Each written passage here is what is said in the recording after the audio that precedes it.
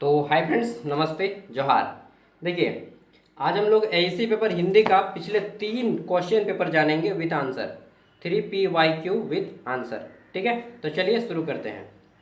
ये लाइट है, कल मेरा बर्थडे है तो सोचे हैं कि मंदिर में जो पुजारी रहते हैं ना, तो मैं बीच बीच में उन लोग को फल उल देते रहता हूँ। तो सोचा कि वहाँ पे तो बरसात के दिन में लाइन कटता है गांव में हम लोग के, तो सोचा कि यार एक लाइट दे देते हैं, इमरजेंसी लाइट, ताकि उनका काम आ सके।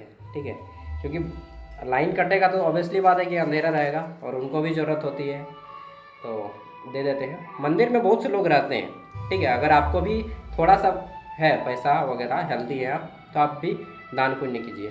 ठीक है, ये छोटा सा है। मैं मतलब जितना दान नहीं दे रहा हूँ उससे ज़्यादा तो मैं आप लोग से बोल के फैन फॉलोइंग ले रहा हूँ, तो एक तरह से ये गलत है, जो कि मुझे नहीं करना चाहिए। ठीक है, खैर छोड़िए, चलिए हम लोग पढ़ाई करते हैं। एआईसी पेपर हिंदी, ये आपका सेमेस्टर 3 में 50 मार्क्स का आता है। ये रांची यूनिवर्सिटी और एनपीयू में सब्जेक्टिव आता है, बट एसकेएमयू दुमका में ऑब्जेक्टिव आता है। ठीक है, तो मैं सब्जेक्टिव अभी करवा रहा हूँ। एसकेएमयू दुमका 4 यूनिवर्सिटी का सिलेबस सेम है। रांची यूनिवर्सिटी, नीलांबर पीताम्बर यूनिवर्सिटी, एसकेएमयू दुमका यूनिवर्सिटी और कोल्हान यूनिवर्सिटी, चारों का एआईसी पेपर सेम है। सेम, बिल्कुल सेम। चलिए शुरू करते हैं। ठीक है, तो एआईसी पेपर हिंदी, बगल में शादी है तो यहाँ पे थोड़ा सा साउंड हो रहा है। ये देखिए, ये है आपका नीलांबर पीताम्बर यूनिवर्सिटी का पेपर 2025 लिखा है, 2026 में एग्जाम हुआ था। ठीक है, कुछ महीना पहले। तो 22-26 सेशन का ये पेपर है, सेमेस्टर 3 का। और ये जो है आपका 22-26, ये रांची यूनिवर्सिटी का पेपर है। ठीक है, रांची यूनिवर्सिटी का पेपर है 22-26 सेशन का ही। तो ये है दूसरा सेट, और तीसरा सेट है ये वाला, जो कि एसकेएमयू दुमका का पेपर है 22-26 सेशन का। तो 3 यूनिवर्सिटी का मैं दिखा दे रहा हूँ। ठीक है, और जो चौथा पेपर है कोल्हान यूनिवर्सिटी वाला, वो मैं ऑलरेडी डाल चुका हूँ पीवाईक्यू। तो 4 को पीवाईक्यू मैंने डाल दूंगा इसको लगा के। ठीक है, तो चलिए एक एक करके सबका आंसर करते हैं। देखिए यहाँ पे अब मैं आंसर दिखा रहा हूँ डायरेक्ट। तो पहला क्वेश्चन है, अगर आपके सामने कॉपी पेन होगा तो नोट करते चलिएगा, बगल में साउंड भी सुनाई दे रहा होगा। तो हमारा पहला क्वेश्चन है, निम्नलिखित अति लघु उत्तरीय प्रश्नों के उत्तर दें। हिंदी में कारक कितने प्रकार के होते हैं? ये इंग्लिश लिखा गया यार, बट कोई बात नहीं, इंग्लिश में पढ़ लेंगे तो अच्छा रहेगा। हालांकि आपका पेपर हिंदी में ही आएगा पूरा का पूरा, क्योंकि हिंदी का पेपर है तो क्वेश्चन भी हिंदी में रहेगा, उत्तर भी हिंदी में। कारक कितने प्रकार के होते हैं? कारक इंग्लिश में कैच बोलते हैं। ठीक, तो कारक 8 प्रकार के होते हैं।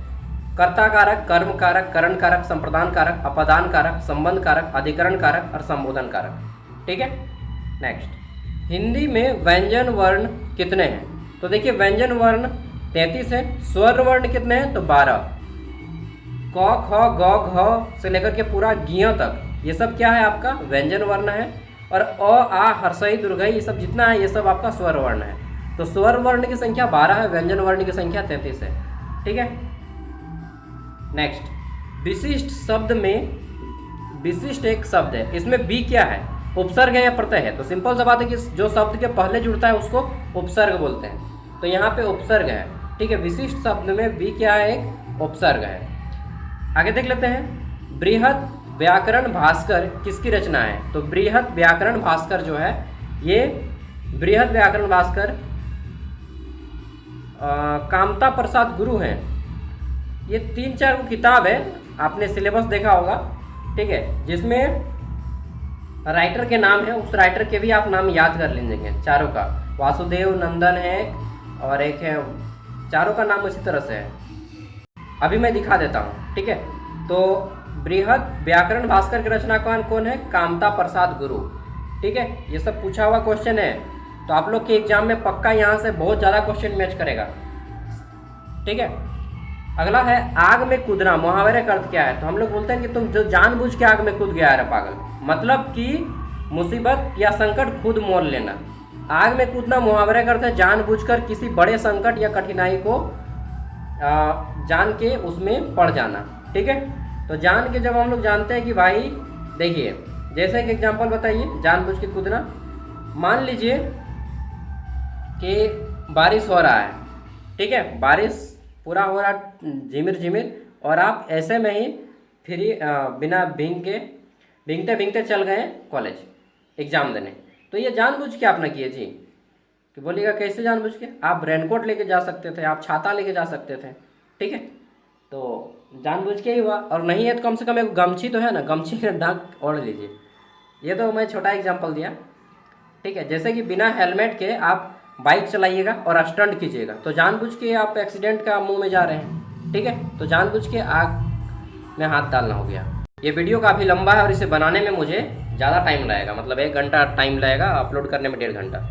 तो देखिए अभी जो मैंने 4 वो राइटर का नाम बताया कि भाई वासुदेव नंदन, कामता, ठीक है, ये सब यहाँ से आते हैं। ये जो अनुशंसित पुस्तकें दी हैं ये आपका सिलेबस है, एआईसी पेपर हिंदी का। एक बार सिलेबस देख लीजिए एक नज़र, जिसमें आपको 5 गो निबंध के बारे में आता है और ये हिंदी व्याकरण के बारे में। 5 निबंध है, व्याकरण, पर्यावरण, नैतिकता, विज्ञान, साहित्यिक, राष्ट्रीयता पर आधारित, और दूसरा ये आपका ग्रामर है। तो यहाँ पे देखिए आपका जो पुस्तक है ये क्वेश्चन आते हैं अक्सर। आधुनिक हिंदी व्याकरण और रचनाकार के कौन है लेखक? वासुदेव नंदन प्रसाद। बृहत व्याकरण भास्कर के रचनाकार कौन है? डॉक्टर वचनदेव कुमार। बृहत निबंध भास्कर, देखिए यहाँ पे व्याकरण भास्कर है और यहाँ पे निबंध भास्कर है, इसके डॉक्टर वचनदेव कुमार। सुबोध हिंदी व्याकरण रचना के लेखक हैं डॉक्टर श्याम नंदन शास्त्री। ये सब पूछा गया है। देखिए यहाँ पे पूछा गया बृहत व्याकरण भास्कर किसकी रचना है, और यहाँ पे मैंने आंसर क्या किया, कामता प्रसाद गुरु। तो कामता प्रसाद गुरु के साथ साथ ये भी इसका राइट आंसर हो जाएंगे। बृहत व्याकरण भास्कर डॉक्टर वचनदेव कुमार। तो मैं कहूँगा कि वचनदेव कुमार को ही टिक लगाइए, उसको आप थोड़ा सा मिस्टेक हो गया, ठीक है, तो उसको एडिट कर लीजिएगा। डॉक्टर वचनदेव कुमार को ही सही है, ठीक है, क्योंकि वो जो लिखा है ना वो एनसीईआरटी का है और ये आपका मतलब समझ रहे हैं ना, तो एनसीईआरटी को ज़्यादा वैल्यू दीजिएगा। तो वो वाला आंसर वचनदेव कुमार इसका ज़्यादा राइट आंसर होगा। कामता प्रसाद गुरु भी हैं लेकिन इनको सेकंड नंबर पे काउंट किया जाता है, ठीक है। आगे देख लेते हैं। तो यहाँ पे 5 मार्क्स वाला क्वेश्चन है कि परहित सरिस धर्म नहीं भाई भावपूर्ण पंक्ति का पल्लवन प्रस्तुत कीजिए। देखिए यहाँ पे आपका पंक्ति दे दिया गया है, ठीक। परहित मतलब दूसरों का हित, सरिस धर्म नहीं भाई, यह प्रसिद्ध जो पंक्ति है गोस्वामी तुलसीदास जी की है, और तुलसीदास एक काफ़ी फेमस रचना है रामचरितमानस, ठीक है, और इसी में हनुमान चालीसा भी है। इस पंक्ति में मानव जीवन का सर्वोच्च धर्म परोपकार है, यानी कि दूसरों पे किया गया उपकार है, ठीक है। तो उसी को धर्म बताया गया है। तुलसीदास के अनुसार दूसरों के हित में कार्य करना सबसे बड़ा धर्म है, ठीक है। और बिना कोई मतलब देखिए बिना कोई इच्छा रखे, बिना कोई कामना रखे कि हम इसको मदद करेंगे तो वो हमको ऐसा ऐसा करेगा, नहीं, बिना निजी लाभ के आप दूसरों की मदद कीजिए, ठीक है। भावार्थ क्या है इस पंक्ति का कि परोपकार से बड़ा कोई धर्म नहीं। जो व्यक्ति दूसरों के दुख को अपना दुख समझकर उनकी सहायता करता है वही सच्चा धार्मिक और महान व्यक्ति कहलाता है। पूजा पाठ करने से कुछ नहीं होगा, ये रियल है, रियल धर्म, कि अपने दूसरों को हेल्प कीजिए जब उनकी ज़रूरत हो। केवल पूजा पाठ, व्रत, यज्ञ, तीर्थ करने से धर्म की पूर्णता नहीं होती, बल्कि मानव सेवा और दीन दुखियों की सहायता करना ही वास्तविक धर्म है, ठीक है। यही इसका मेन चीज बोला गया है। परोपकार का महत्व, परोपकार का महत्व क्या है? परोप मतलब पर मतलब दूसरा, उपकार मतलब किया गया उपकार, दूसरों पे किया गया उपकार यानी कि मदद। मनुष्य एक सामाजिक प्राणी है, समाज में प्रेम, सहयोग और सद्भाव बनाए रखने के लिए परोपकार आवश्यक है। इतिहास में महात्मा गांधी, स्वामी विवेकानंद, मदर टेरेसा तथा अन्य महापुरुषों ने मानव सेवा को अपना धर्म माना, ठीक है, और समाज की सेवा के हित के लिए खुद को कुर्बान कर दिए। परोपकार से समाज में प्रेम, भाईचारा, सहयोग, समानता और मानवता की भावना विकसित होती है।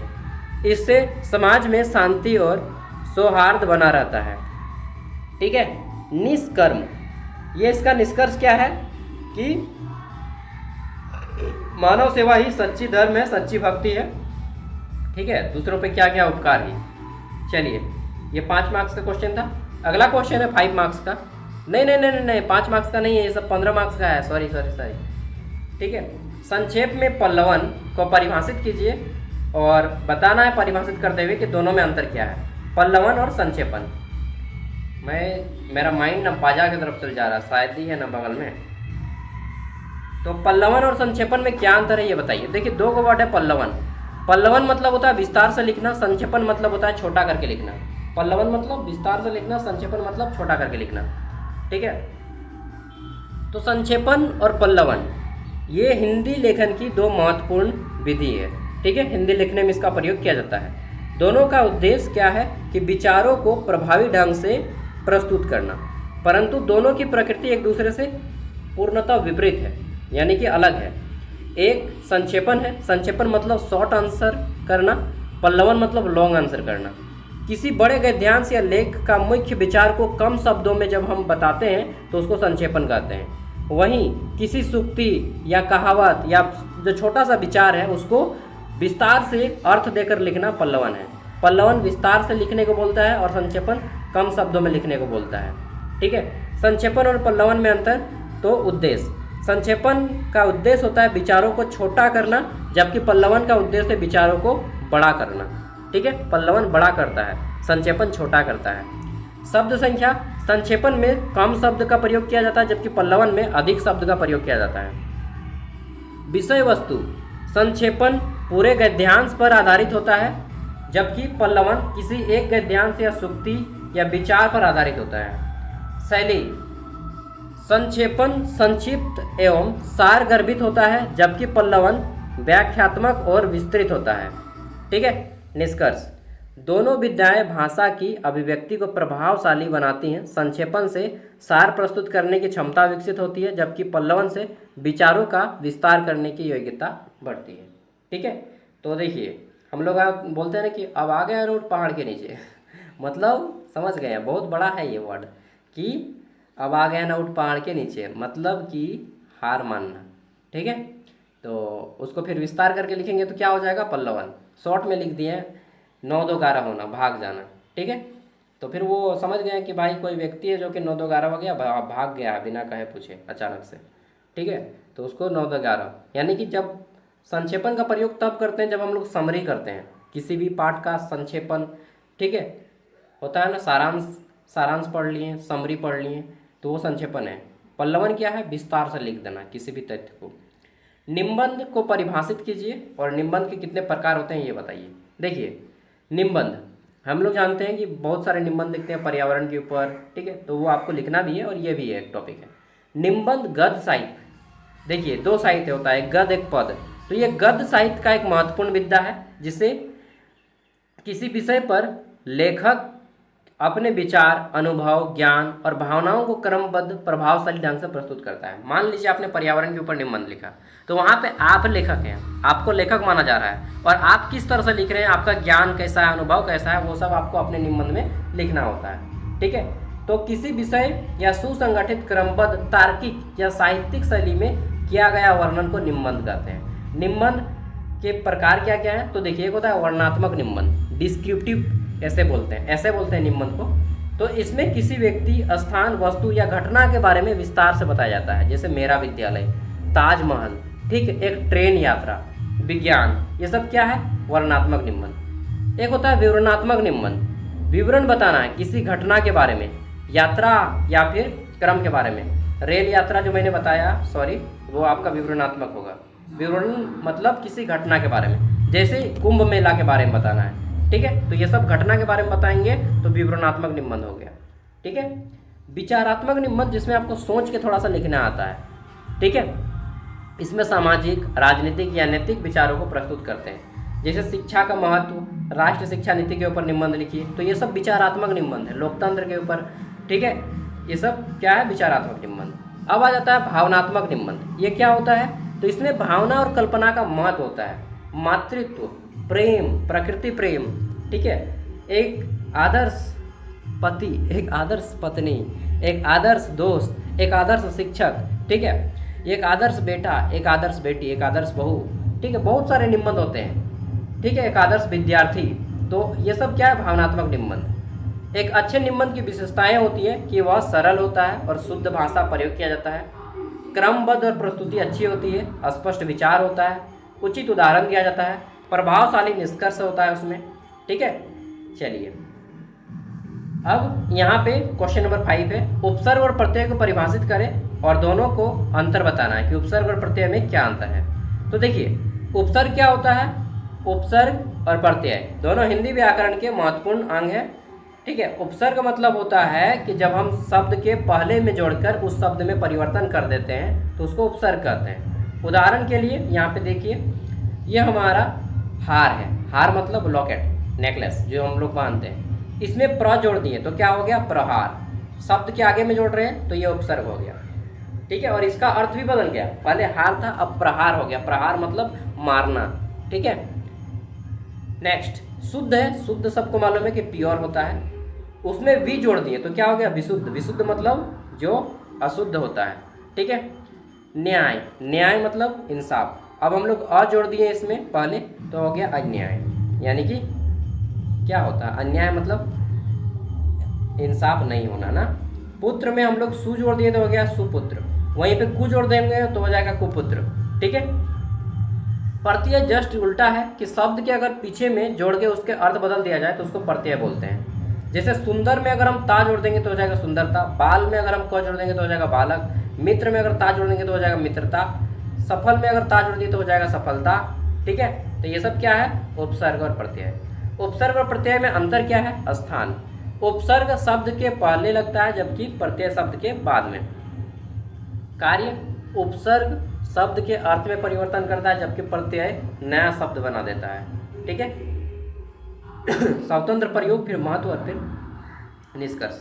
अहिंसा परमो धर्म, पर्यावरण अथवा पर्यावरण पे एक निबंध लिखना है। दोनों में से किसी एक टॉपिक पे आपको निबंध लिखना है, ठीक है। तो निबंध लिखने आएगा ही आएगा एक, तो पर्यावरण के ऊपर यहाँ पे जैसे कि निबंध लिखा गया है। आप अगर पर्यावरण के ऊपर निबंध लिखते हैं तो बोलिएगा जल प्रदूषण के बारे में, वायु प्रदूषण के बारे में, भूमि प्रदूषण यानी कि मृदा प्रदूषण के बारे में, वन प्रदूषण के बारे में, जीव जंतुओं को जो दिक्कत हो रहा है उसके बारे में, और प्राकृतिक संसाधनों का दोहन के बारे में, इन सब के बारे में आपको बताना है, ठीक है।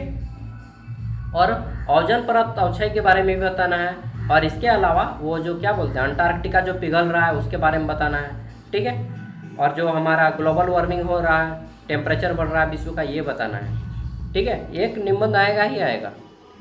ग्रीष्म काल 5 गो निबंध है, 5 में से एक आएगा, और पांचों के बारे में यहाँ पे आपको थोड़ा थोड़ा करके बताया जाएगा। ग्रीष्म काल में अपने नगर में अनियमित, ग्रीष्म काल मतलब गर्मी का दिन में अपने नगर में, आप जहाँ पे रहते हैं आपके शहर में, अनियमित विद्युत आपूर्ति, ठीक है, मतलब कि बिजली अच्छे से सप्लाई नहीं दे रहा है। इस समस्या के समाधान हेतु तो संबंधित अधिकारी के पास आपको पत्र लिखना है, ठीक है। तो यहाँ पे आपको पत्र लिखने का फॉर्मेट समझना है बस। हो सकता है रोड के बारे में दे दे कि आपका रोड का क्वालिटी ख़राब है, रोड के मरम्मत के लिए, या फिर पानी जम गया है, बरसात का मौसम में पानी जम गया है, ठीक है। कोई भी टॉपिक दे देगा कि आवारा कुत्तों के बारे में, ठीक है, या फिर आपके गांव में एक कुछ हो रहा है इवेंट उसके बारे में पत्र लिखिए। तो ऐसी तरह से आपको लिखना है। सेवा में कार्यपालक अभियंता, जो इंजीनियर है उसको अभियंता बोलते हैं, विद्युत आपूर्ति विभाग, ठीक है। फिर आपको यहाँ पे लिखना है विषय और फिर टॉपिक, ओके। नेक्स्ट और लास्ट में अपना नाम दीजिएगा। अब पेपर 2 का मैं दिखा देता हूँ, ठीक है। ये पेपर 2 है। पहले हम लोग 5-5 मार्क्स 1 मार्क्स वाले को कर लेते हैं, ठीक है। पेपर 3 का भी कर लेते हैं 1 मार्क्स का, उसके बाद 15 मार्क्स करेंगे। घी के दिए जलाना, इसके मतलब क्या होता है, घी के दिए जलाना इसका मतलब होता है, लोग बोलते हैं कि बहुत खुश मना रहे हैं आज, घी के दिए जलाओ, खुशी मनाना, अत्यधिक प्रसन्नता प्रकट करना या खुशी मनाना, घी के दिए जलाना, ठीक है। यह मेरा पुस्तक है, इस वाक्य को शुद्ध करें। यह मेरा पुस्तक है, इस वाक्य को शुद्ध करना है, तो मेरा नहीं मेरी होगा, पुस्तक स्त्रीलिंग कीजिएगा, यह मेरी पुस्तक है, ठीक है। अंधों में काना राजा, लोकतियों का अर्थ क्या है, अंधों में काना राजा। देखिए जब कोई व्यक्ति न मिलता है आपको योग्य, तो जो थोड़ा सा पढ़ा लिखा व्यक्ति मिलता है आप उसी को योग्य मान लेते हैं। अब आपको चुनने देगा कि भाई चुनो इनमें से किस व्यक्ति को चुनते हैं, ठीक है। आप किसी जगह गए लड़का देखने, ठीक है, लड़की के लिए लड़का देखने, एक बोलेगा कि स्मार्ट दिख रहा है, ठीक है, लेकिन ये जो है 5 क्लास तक पढ़ा है। एक बोलेगा कि ये तो स्मार्ट दिख रहा है लेकिन ये 8 क्लास तक पढ़ा है। एक बोलेगा कि सांवला दिख रहा है लेकिन मैट्रिक पढ़ा है। एक बोलिएगा कि ये सांवला तो दिख रहा है लेकिन 12th पास है, ठीक है। तो आप बोलिएगा किसको चुनिएगा, सिंपल सी बात है कि ये स्मार्ट वाला को आप छोड़ देंगे और ये 12th पास वाला को चुन लेंगे, भले थोड़ा सांवला दिखता हो भाई, ठीक है। तो इसी को बोलते हैं अंधों में काना राजा। हालांकि यहाँ पे कोई भी ग्रेजुएट नहीं है, ठीक है, आपको चाहिए ग्रेजुएट, लेकिन आपको कोई ग्रेजुएट नहीं मिल रहा है, तो 12th पास वाला को ही लास्ट में डन कीजिएगा ना। तो इसी को बोलते हैं अंधों में काना राजा। यानी कि अयोग्य लोगों के बीच में जो थोड़ा सा योग्य व्यक्ति होता है उसी को श्रेष्ठ मानना। ठीक है, बहुत सारा जब मूर्ख व्यक्ति होता है वहाँ से में जो थोड़ा सा समझदार व्यक्ति होता है उसको हम ज़्यादा बात करना पसंद करते हैं ना, तो इसी को बोलते हैं अंधों में काना राजा। नेक्स्ट, न्यायिका, सॉरी नायिका, नायक होता है हीरो, नायिका मतलब एक्ट्रेस। तो नायिका में प्रत्यय क्या है, देखिए नायक का जो है ये देखिए यहाँ पे नायक जोड़ा, नाया, नया, नायक होता है नायक, नायक मतलब हीरो। इसमें अगर हम इका जोड़ देते हैं, नाय, नायिका का हो जाएगा, नहीं यार, इसमें नायिका में जो हमारा प्रत्यय होगा नया, ठीक, जोड़ इका, तो हो जाता हमारा नायिका। ठीक है, नया होगा या नहीं होगा, नहीं, ये मैं कंफ्यूज कर रहा हूँ मैं भी, तो प्रत्यय आसान नहीं है, आपको थोड़ा थोड़ा कभी कभी दे देगा तो टफ लगने लगेगा। नेक्स्ट, संगम में क्या उपसर्ग है, ठीक है, तो संगम शब्द में सम जो है उपसर्ग है। ओके, संगम में सम जो है उपसर्ग है। ओके, और यहाँ पे उपसर्ग बोला यानी कि शब्द के पहले, तो सम जोड़ गम बराबर संगम, संगम मतलब होता है मिलन। यहाँ से फिर 15 मार्क्स वाला शुरू होता है, पहले हम लोग 5 मार्क्स वाला कर लेते हैं, ये ग्रुप तीसरा पेपर का, पेपर 3 का 1 मार्क्स वाला करेंगे ना पहले, हाँ, तो ये 10 मार्क्स वाला एकदम लास्ट आ जाते हैं। एसकेएमयू वाले में 10 को ऑब्जेक्टिव पूछ दिया था, लेकिन इस बार से पूरा ऑब्जेक्टिव ही पूछता है एसकेएमयू में, सिलेबस सबका सेम है। अमावस्या शब्द का शुद्ध रूप क्या है, तो देखिए अमावस्या, यहाँ पे अमावस्या लिखा है, जबकि यहाँ पे तालव्य का प्रयोग क्या है, यहाँ पे दंश का प्रयोग किया, तालव्य मूर्धन्य दंश, ये होता है तालव्य, ये होता है मूर्धन्य, ये होता है दंश। ठीक है, तो यहाँ पे देखिए ये स का प्रयोग किया गया है, जबकि यहाँ पे ये स का प्रयोग किया गया है। ठीक है, अमावस्या। नेक्स्ट आगे देख लेते हैं, अमावस्या वह तिथि होती है जिस दिन चंद्रमा दिखाई नहीं देता है और इस दिन चारों ओर अंधेरा रहता है, जबकि पूर्णिमा क्या होता है, पूर्णिमा जिसको हम लोग फुल मून कहते हैं, जिसमें चांद पूरा होता है। ऊपर शब्द का सही रूप लिखिए, तो देखिए ऊपर जो है ये गलत है, इस तरह से ऊपर लिखा जाता है, ऊपर दीर्घायु लिखता है। ठीक है, नेक्स्ट, यार बाजा एकदम पूरा। बंदूक एक बहुत ही उपयोगी शस्त्र है, तो देखिए यहाँ पे इसको शुद्ध करना है।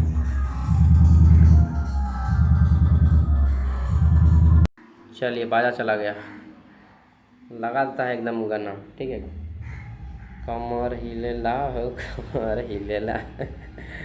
चलिए, और एक चीज़ है, लेकिन भोजपुरी गाना बजा देता है, डांस करने का मन करने लगता है सबको, नहीं? चलिए, उसमें थोड़ा सा अश्लीलता ज़्यादा होता है। शुद्ध शब्द बंदूक उपयोगी है, इसमें क्या है, तो ये शुद्ध हो जाएगा। बहुत ही को हटा दीजिए, बहुत ही उपयोगी है, ये हटाइए। बंदूक एक उपयोगी शस्त्र है, बस इतना ही। श्री कृष्ण के अनेकों नाम है, इसको शुद्ध करना है, तो श्री कृष्ण के अनेक नाम है, अनेकों नहीं होगा। ठीक है, अनेक नाम होगा। अंड बन बकना, हम लोग बोलते हैं अंड बन बकना बंद करो। जब मान लीजिए कोई लड़की खड़ी है और वहाँ पे कोई कुछ ऐसा वर्ड का प्रयोग करने लग रहा है जो सुनने लायक नहीं है, तो हम लोग बोलते हैं क्या अंड बन बक रहा है रे। तो अंड बंड बकना मतलब कि बिना सोचे समझे अनाप शनाप बातें करना। ठीक है, गाली गलौज कर रहा है या फिर कुछ भी ऐसा बोल रहा है जो कि वहाँ पे सुनने में अजीब लगता है, जैसे कि लड़का लोग बोलता है आपस में, वो बात बोलना। खरी खोटी सुनाना मतलब कि बुरा भला कहना, किसी की गलती पर उसे डांटना या कठोर बातें करना, खरी खोटी सुनाना। ठीक है, बुरा भला कहना।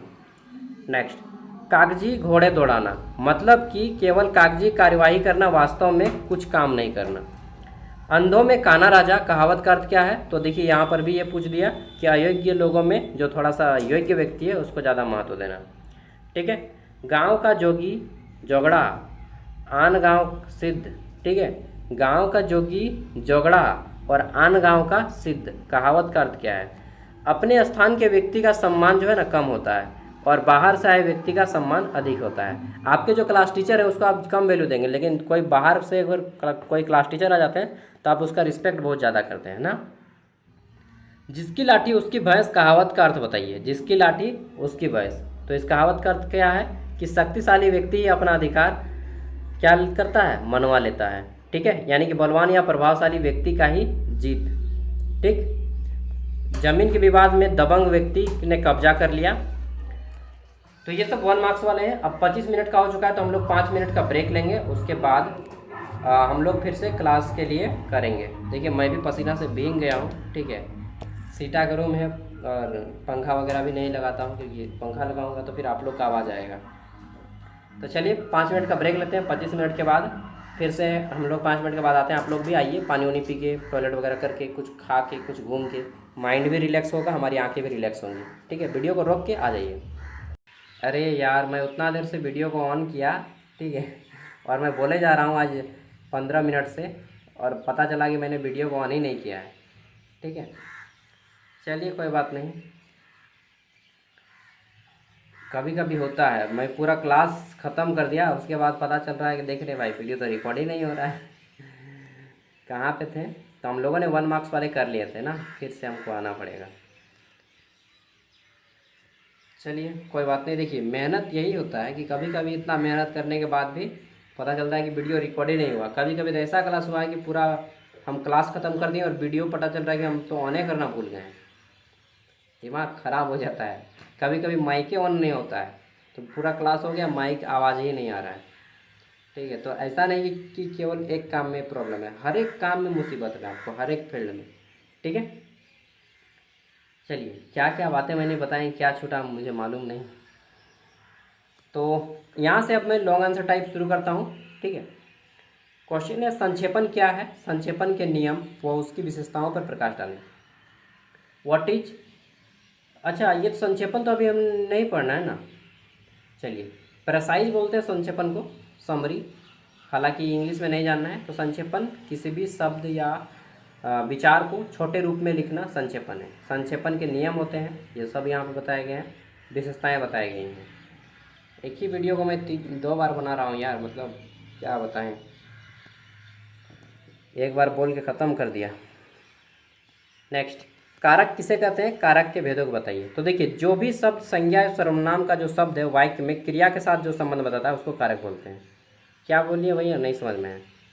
कोई भी एक वाक्य है, ठीक है, वाक्य में 3 चीज़ है, एक संज्ञा है, सर्वनाम है और एक क्रिया है। तो क्रिया का जो संबंध है या तो संज्ञा के साथ बताएगा या फिर सर्वनाम के। ठीक है, तो संज्ञा या सर्वनाम का संबंध जब क्रिया के साथ बताता है, जो बताता है जो चिन्ह, उसी को कारक बोलते हैं। ठीक है, यानी कि जो शब्द संज्ञा या सर्वनाम का क्रिया से संबंध जोड़ता है, ठीक है, संज्ञा या सर्वनाम का संबंध किससे जोड़ता है, क्रिया से, तो उसको कारक कहते हैं। कारक के भेद है कर्ता कारक, काम करने वाला। ठीक है, जैसे कि राम पुस्तक पढ़ता है, तो यहाँ पर राम जो है कर्ता है। जैसे कि आप वीडियो देख रहे हैं तो आप कर्ता हैं। ठीक है, वीडियो देख रहे हैं, कहाँ पे देख रहे हैं, मोबाइल पे, तो मोबाइल हो गया कर्म कारक। ठीक है, जैसे कि राम वीडियो देखता है, राम मोबाइल पे वीडियो देखता है। ठीक है, जिस पर कार्य का प्रभाव पड़े उसे कर्म कारक कहते हैं। 8 को भेद होता है कारक का। ठीक है, और कारक के चिन्ह भी याद रख लीजिए। कर्ता ने कर्म को करण से, ठीक, कर्ता ने कर्म को करण से, संप्रदान के लिए अपादान से, अधिकरण का होता है में या पर, ठीक, और संबोधन का अरे ओ, ये सब कारक के चिन्ह हैं और ये कारक के प्रकार हैं। ठीक है, फिर आता है अनौपचारिक पत्र लेखन। पत्र लेखन 2 प्रकार का होता है, एक अनौपचारिक होता है, औपचारिक। औपचारिक मतलब जो फॉर्मेलिटीज़ का पालन किया जाता है। जब आप किसी सरकारी ऑफिस में या स्कूल में लेटर लिखते हैं तो उसको औपचारिक बोलते हैं। औपचारिक में आपको बहुत सारे नियम कानून फॉलो करना होता है, जबकि अनौपचारिक में आपको कोई नियम कानून नहीं है। जैसे आप अपने दोस्त के पास लिख रहे हैं तो थोड़ी और ध्यान दीजिएगा कि आपका कितना स्पेलिंग सही है, या फिर कॉमा दिए या नहीं दिए, या फिर सेवा में इधर देना है, इधर आपका ये देना है, नहीं। जब आप लिखते हैं अपने दोस्त के पास या अपने घर वालों को तो आप वो फॉर्मेलिटीज़ भूल जाते हैं। लेकिन जब आप औपचारिक पत्र, यानी कि फॉर्मेलिटीज़, एक होता है फॉर्मल यानी कि औपचारिक, औपचारिक पत्र जब आप लिखते हैं फॉर्मल, तब किसी प्रकार का मिस्टेक नहीं करते हैं, स्पेलिंग मिस्टेक नहीं करना है, सही तरह से लिखना है, वाइट पेज में लिखना है। ठीक है, ये औपचारिक है जो आप ऑफिस में या स्कूल में देते हैं। और जो दोस्तों के पास लिखते हैं उसको अनौपचारिक पत्र लेखन बोलते हैं। ठीक है, मित्र, रिश्तेदार, भाई, ये सब अनौपचारिक पत्र। ठीक है, इसमें सब भाषा सरल होती है और ज़्यादा ध्यान नहीं दिया जाता कि गलत दे रहे हैं या सही दे रहे हैं। उपसर्ग से क्या तात्पर्य है, इसके भेदों को बताइए। उपसर्ग, ठीक है, उपसर्ग की परिभाषा यहाँ पे दिया गया है। जो शब्द के पहले आके जुड़ता है उसको उपसर्ग कहते हैं। एक ही क्वेश्चन को बार बार बताया गया है, उपसर्ग के भेद बताए गए हैं। फिर आता है पर्यावरण संतुलन के ऊपर आपको एक निम्न लिखना है। तो देखिए, पर्यावरण के ऊपर पहले भी आया था, अभी भी आ रहा है। ठीक है,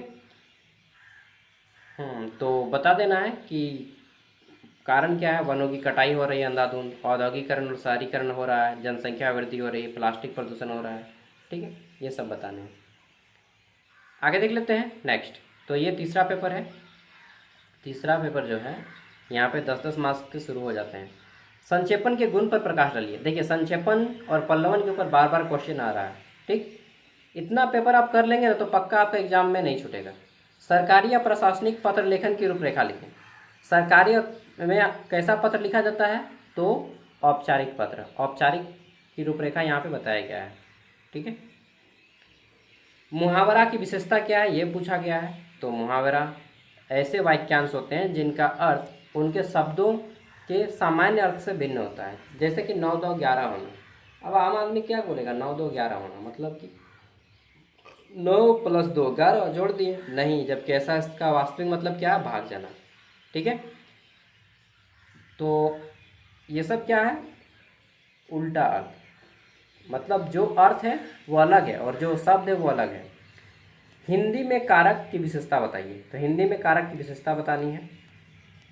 कारक से संबंध स्थापित करना है। कारक चिन्हों को यहाँ पे बताया गया है। ठीक, कारक चिन्ह याद कर लीजिएगा, बहुत जरूरी है। मुझे कारक चिन्ह याद है। नेक्स्ट, भारत के संदर्भ में अनेकता में एकता को स्पष्ट करते हुए एक निबंध लिखें। कि भारत में अनेकता में एकता है, राष्ट्रीय एकता के ऊपर यह निबंध है। 5 निबंध है, पर्यावरण के ऊपर या राष्ट्रीय एकता के ऊपर या साहित्य के ऊपर। ठीक है, या फिर क्या क्या था यार, 5 हम बोल रहे हैं। ठीक है, 5 में से किसी एक टॉपिक पे आएगा। अपने राज्य के मुख्यमंत्री को पत्र लिखिए और जिसमें प्रशासन में भ्रष्टाचार का उल्लेख करिए। तो ये सब क्वेश्चन थे। ठीक है, तो आप सिलेबस को दोबारा देख लीजिए। ये पीडीएफ आपको ज्ञान सागर ऐप पे मिल जाएगा। ज्ञान सागर ऐप का लिंक वीडियो का डिस्क्रिप्शन में हम आपको दे देंगे। ठीक है, ये आपका सिलेबस है, एक बार देख लीजिए। पर्यावरण के ऊपर निबंध आएगा, या फिर नैतिकता के ऊपर, या विज्ञान के ऊपर। ठीक है, या फिर साहित्य के ऊपर, या राष्ट्रीय एकता। पर्यावरण के ऊपर सबसे ज़्यादा निबंध पूछा गया अभी तक। राष्ट्रीय एकता के ऊपर एक बार पूछा गया, विज्ञान के ऊपर एक बार पूछा गया है, नैतिकता के ऊपर अभी तक क्वेश्चन नहीं आया है, राष्ट्रीय एकता के ऊपर एक बार आया है। ये 5 टॉपिक के सब कुछ मैंने नोट्स दे दिया आपको। ठीक है, और देखिए, एक चीज़ बोलूँगा आज, तो आप लोग के पास मतलब देखिए क्या है ना कि आने वाले टाइम में आप लोग भी अपने अपने सब कोई फैमिली बसा के होंगे, और कोई कोई बहुत ज़्यादा रिच बन जाएंगे। डेफिनेटली आप में से कोई हमसे बहुत ज़्यादा अमीर बन जाएंगे। ठीक है, तो आप में से कोई नीचे रहेंगे। ये कंपेयर मत कीजिए कि हम अमीर हैं गरीब हैं।